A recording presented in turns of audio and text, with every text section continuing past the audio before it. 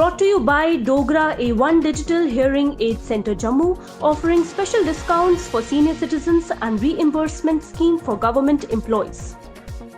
Hello viewers, you're watching Jammu Links News. I'm Mannat Gupta and welcome to the daily updates of Midday News. Let's begin. Former Jammu and Kashmir Chief Minister Mehbooba Mufti, who was released from detention after over a year on Tuesday, said that the leaders and people of Kashmir will never forget the humiliation caused by the centre's decision to abolish the erstwhile state's special status under Article 370. She added that Kashmiris have to get back what the government snatched from them. Mehbooba Mufti's release came 2 days before the Supreme Court was scheduled to hear her daughter Iltija Mufti's petition against her detention under the Public Safety Act. On September 29th, it had asked the centre and the Jammu and Kashmir administration to respond to the petition. मैं आज 1 साल से भी ज़्यादा अरसे के बाद रिहा हुई हूँ। इस दौरान 5 अगस्त 2019 के काले दिन का काला फैसला हर पल मेरे दिल और रूह पे वार करता रहा और मुझे एहसास है कि यही कैफियत जम्मू कश्मीर के तमाम लोगों की रही होगी। हम में से कोई भी शख्स उस दिन की डाकाजनी और बेइज्जती को कतई भूल नहीं सकता। अब हम सबको इस बात का इरादा करना होगा कि जो दिल्ली दरबार ने 5 अगस्त को गैर आईनी, गैर जमहूरी, गैर कानूनी तरीके से हमसे छीन लिया, उसे वापस लेना होगा। बल्कि उसके साथ साथ मसले कश्मीर, जिसकी वजह से जम्मू कश्मीर में हज़ारों लोगों ने अपनी जानें निशावर की, उसको हल करने के लिए हमें अपनी जदोजहद जारी रखनी होगी।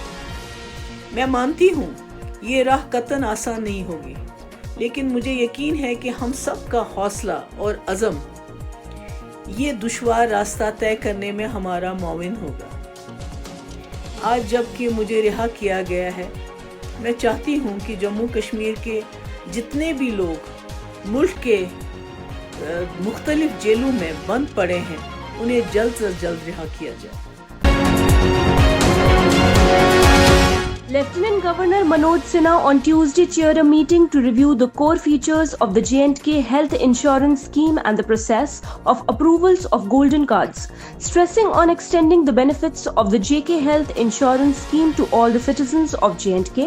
The Lieutenant Governor directed the concerned officers to take comprehensive measures to ensure the coverage of each and every family of JKUT under the scheme not covered for Ayushman Bharat.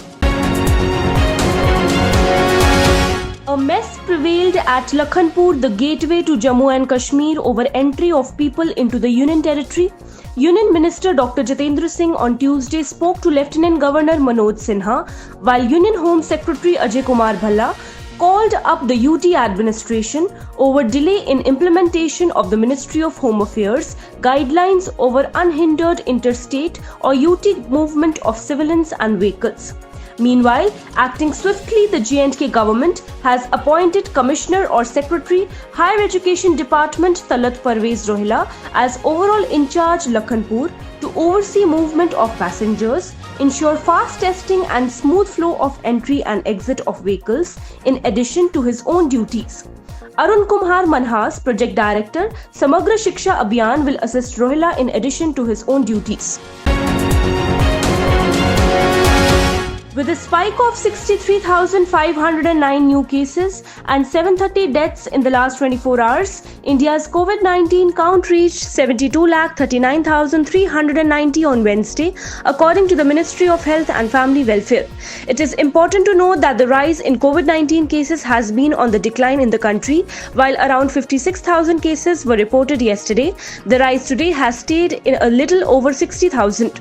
Meanwhile, the COVID-19 count includes 8,26,876 active cases and 63,01,928 cured and discharged or migrated cases. Further, with 706 deaths reported due to the disease in the last 24 hours, the toll due to the disease is at 1,10,586 in the country.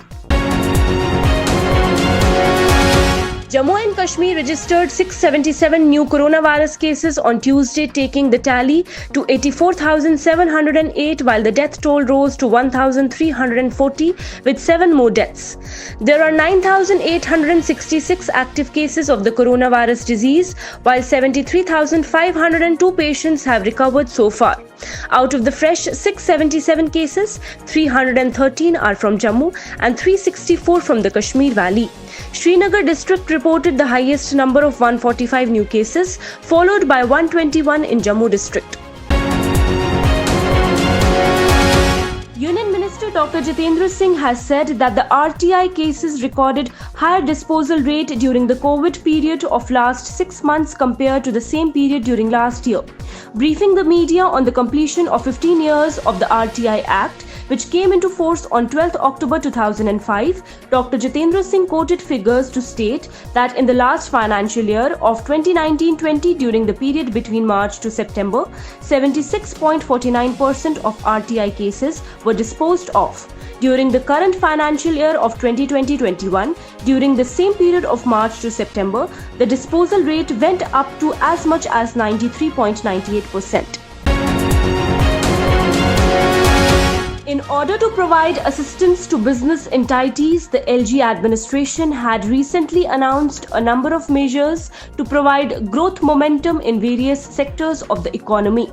A comprehensive package of Rs 1,350 crore was announced by the J&K LG Manoj Sinha in the previous month, responding to the demands put forth by the UT business community. In a review meeting taken by the J&K LG Manoj Sinha, the Finance Department informed about the progress on various financial components of the package. The 5% interest subvention in favor of the business establishments was the main incentive extended by the LG administration. The Finance Department informed that government order has already been issued on 1st October 2020 and the necessary modalities are being worked out by J&K Bank. In a great achievement, 100% students of first passing out batch of Shri Mata Vaishno Devi College of Nursing, Kakrayal secured placement in leading health institutions. This was noted in the 39th meeting of the governing body of the SMVD-CON, held during which the functioning of various aspects of the college were reviewed. The governing body observed that out of a total of 58 students comprising first batch of the college, 40 of them have been got placement at the Narayana Health Group of hospitals, while 4 more students have secured placement at the Max Hospital, Dehradun, whereas the remaining students opted for higher studies. Lieutenant General P.G.K. Menon on Tuesday took over command of Leh-based Fire and Furry Corps of the Indian Army. The officer commanded a Rashtra Rifles unit in the Kashmir Valley, an infantry brigade along the line of control in Jammu and Kashmir, and an infantry division in the eastern sector. Lieutenant General Menon succeeded Lieutenant General Harinder Singh, who in his farewell message conveyed his gratitude and deep appreciation to all ranks of the Fire and Furry Corps for their professionalism and steadfast dedication in the service of the nation, even in the most hostile terrain, weather and altitude challenges faced by any army in the world.